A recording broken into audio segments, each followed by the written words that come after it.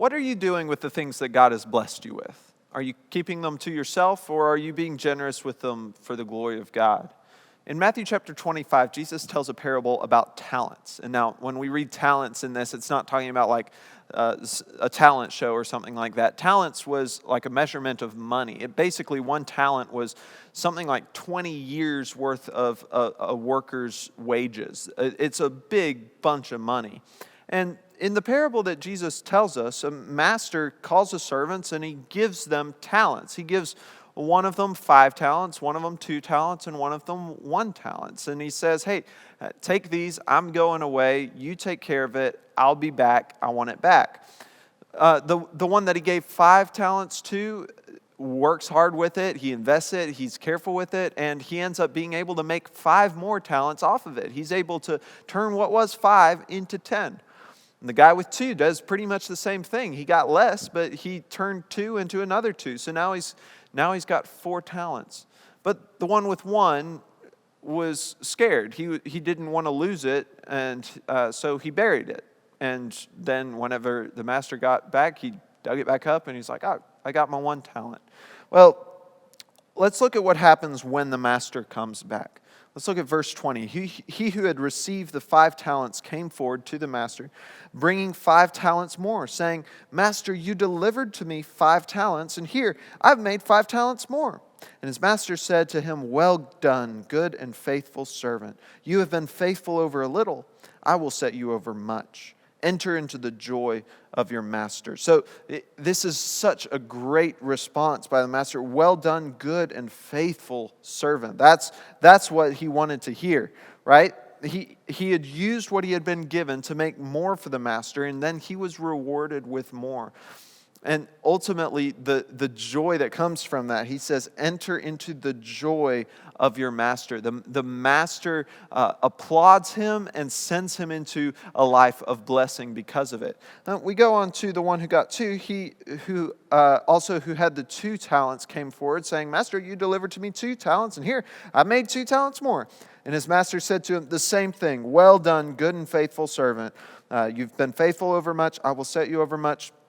Enter into the joy of your master. Just like the other guy, he used what the master had given him to make something more for the master, and he was allowed to enter into the joy of his master. But then what happens?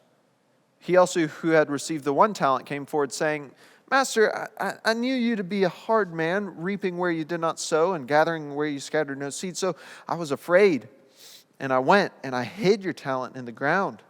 Here, you have what is yours. So the guy's like, look, I didn't lose it. I give you back exactly what you gave me. That's great, right? Like, I didn't lose my master's money. You'd think that's probably a faithful steward. But verse 26, but his master answered him, You wicked and slothful servant.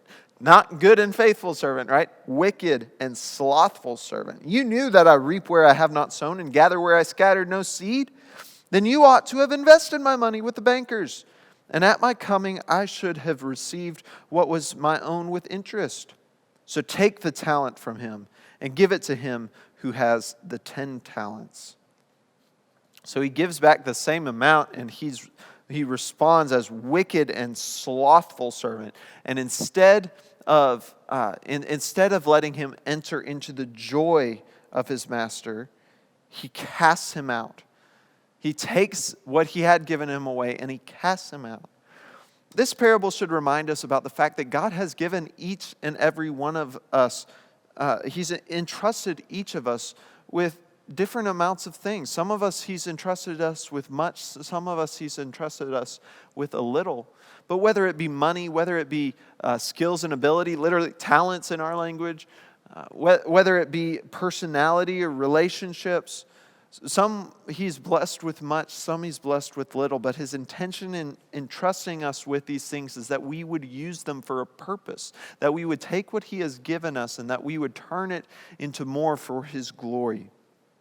If it's money, that we should turn our money into money that will go towards the mission of making His glory known all around the world. If he's given us a great personality, we ought to be using that not to gain glory for ourselves, but to spread his gospel to those around us. Maybe this makes you nervous. Maybe it requires you to step out and be uncomfortable. Well, the guy with the one talent didn't do anything because he was afraid. And he was the wicked and slothful servant. In the end, the master is not pleased that he only brings back what he gave him. Jesus uses harsh words here for those who do not turn God's blessing into tools for his glory among the nations. So what are you doing with the things that God has blessed you with? What are you doing with the much or the little that he has blessed you with? God is calling us to use these things to make much of his name in the world.